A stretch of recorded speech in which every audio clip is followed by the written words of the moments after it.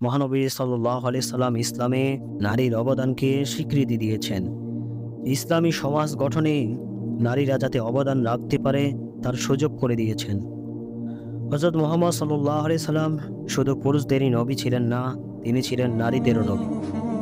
অন্ধ সাহাবী আব্দুল্লাহ ইবনে উম্মে মাকতুমের প্রতি তখন ভ্রুক্ষেপ করলেন না, কিন্তু আল্লাহর কাছে এই বিষয়টি পছন্দনীয় হলো না। সঙ্গে সঙ্গেই প্রতিবন্ধীদের অধিকার বিষয়ক আসসালামু আলাইকুম ওয়া রাহমাতুল্লাহ। আনসারি বিজির সম্মানিত দর্শক শ্রোতাবৃন্দ, আশা করি আপনারা সকলে অনেক ভালো আছেন। আজকে আমি আপনাদের সামনে আলোচনা করতে যাচ্ছি যে তিন ব্যক্তিকে আঘাত করলেই আল্লাহর আরশ কেঁপে ওঠে। তাই এই ভিডিওটি সম্পূর্ণ শেষ পর্যন্ত দেখার অনুরোধ করছি।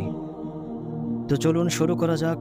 প্রথমত আমরা জেনে নিই আল্লাহর আরশ কি, কখনো কেঁপে ওঠে কিনা, এটা কতটুকু সত্য। আরশ আল্লাহ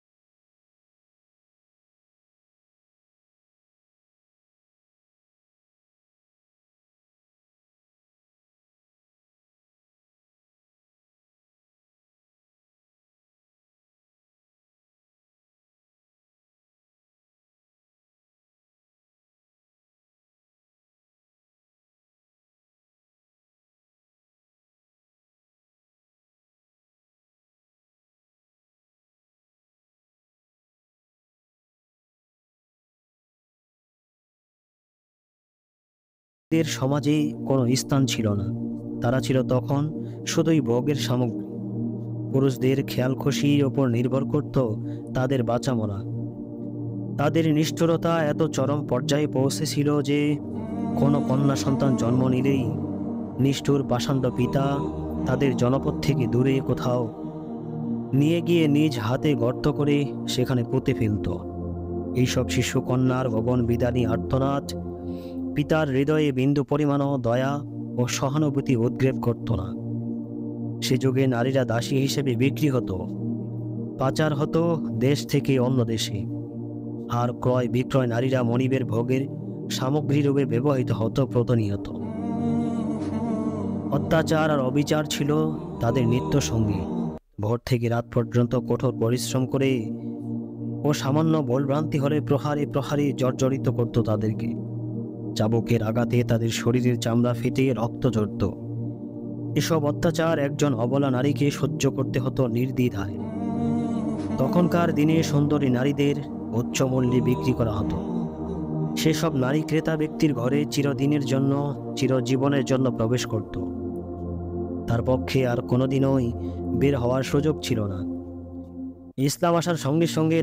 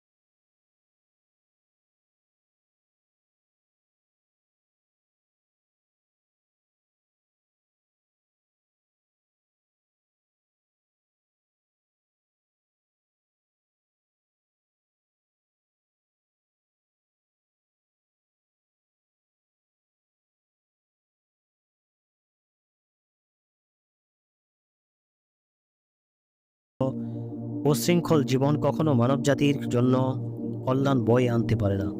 কোন জাতি উচ্ছৃঙ্খল হলে সে জাতি ধ্বংসের দ্বার প্রান্তে উপনীত হয়।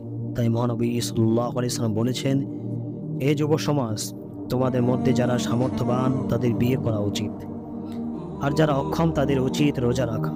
এটি বুখারী শরীফের 5066 ও মুসলিম শরীফের 1400 নম্বর হাদিস। সংসার জীবন পালন করতে হলে মানুষকে বিবাহিত জীবনের ছায়াতলেই আশ্রয় নিতে হবে। আর সংসার জীবনে নারী ও পুরুষ অঙ্গাঅঙ্গিভাবে জড়িত, তা না হলে সংসার জীবন সুখের হয় না।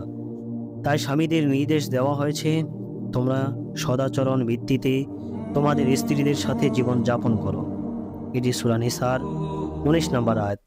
তাই পারিবারিক কোনো ঝামেলা বা ঝগড়াঝাটি হলে কথায় কথায় স্ত্রীর গায়ে আঘাত করা যাবে না। মনে রাখতে হবে, আমাদের প্রিয় নবী সাল্লাল্লাহু আলাইহি সাল্লাম কখনোই তার স্ত্রীর গায়ে হাত তুলতেন না। প্রকৃতপক্ষে ইসলামে নারীদের অধিকার পুরুষদের সমতুল্য নয়, বরং অনেক অগ্রগামী। ন্যায়নীতির ভিত্তিতে নারীদের এই অধিকার দিতে হবে। নারীর অধিকার হরণ করা বা তাদের দাবিয়ে রাখা যাবে না। পবিত্র কোরআনে বলা হয়েছে, পুরুষদের ওপর নারীদের তেমন অধিকার রয়েছে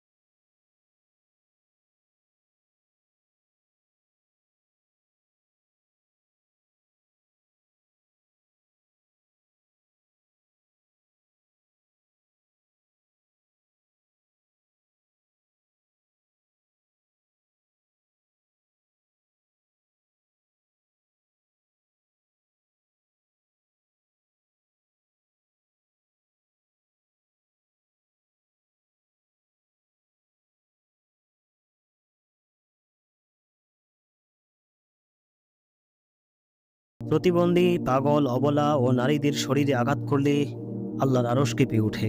হযরত রাসূল সাল্লাল্লাহু আলাইহি সাল্লাম সমাজের সব শ্রেণীর মানুষকে সমান চোখে দেখতেন।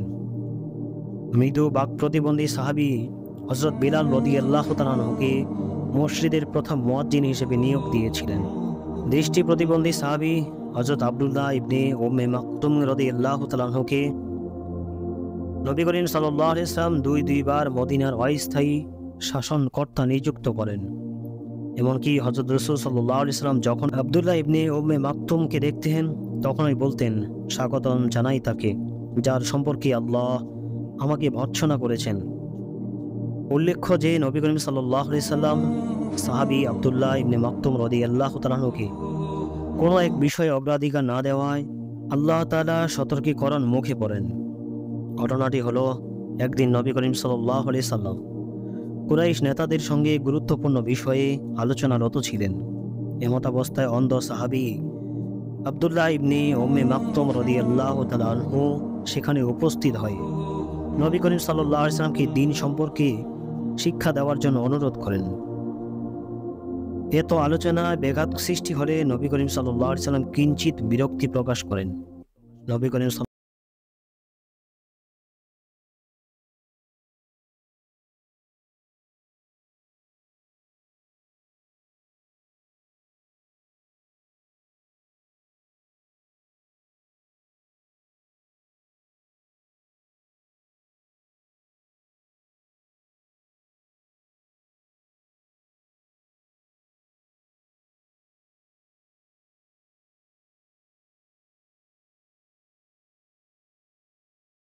কেমন করে জানবি? সে হয়তো পরিশুদ্ধ হতো অথবা উপদেশ গ্রহণ করত, ফলে উপদেশ তার উপকারে আসত। এটি সূরা আবাসার 1 থেকে 4 নম্বর আয়াত। এরপর থেকে নবী করিম সাল্লাল্লাহু আলাইহি ওয়াসাল্লাম প্রতিবন্ধীদের বিষয়ে সতর্ক হয়ে যান। তাদের প্রতি ভালোবাসা বাড়িয়ে তাদের বিশেষ গুরুত্ব দিতে থাকেন। প্রতিবন্ধীদের প্রতি ভালোবাসা প্রদর্শন নবী করিম সাল্লাল্লাহু আলাইহি ওয়াসাল্লামের সুন্নত বটে। যেখানে রাসূল সাল্লাল্লাহু আলাইহি ওয়াসাল্লামকে আল্লাহ সতর্ক করেছেন, সেখানে সাধারণ মানুষ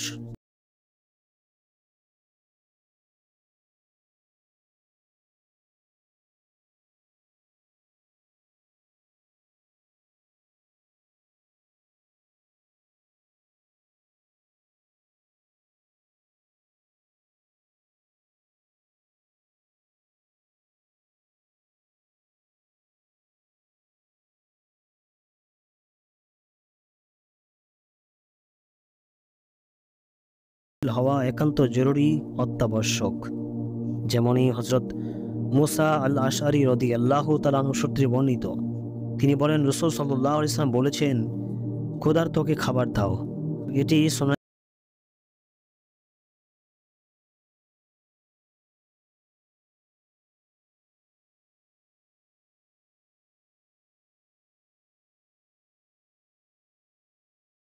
হিসেবে 3 ধরনের ব্যক্তিকে ছাড় দেওয়া হয়েছে, তার মধ্যে পাগল অন্যতম।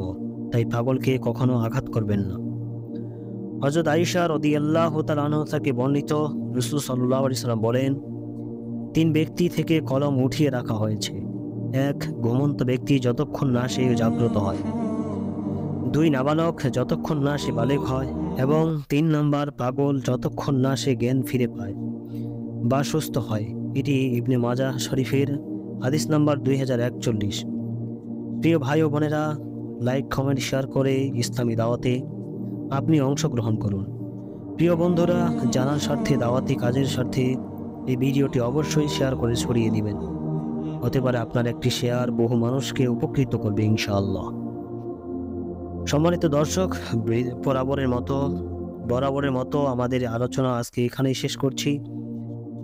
দেখা হবে পরের কোনো ভিডিওতে ইনশাআল্লাহ। সে পর্যন্ত সকলেই ভালো থাকবেন, সুস্থ থাকবেন। সকলের কাছ থেকে দোয়া কামনা করে বিদায় নিচ্ছি। আসসালামু আলাইকুম ওয়া রাহমাতুল্লাহ।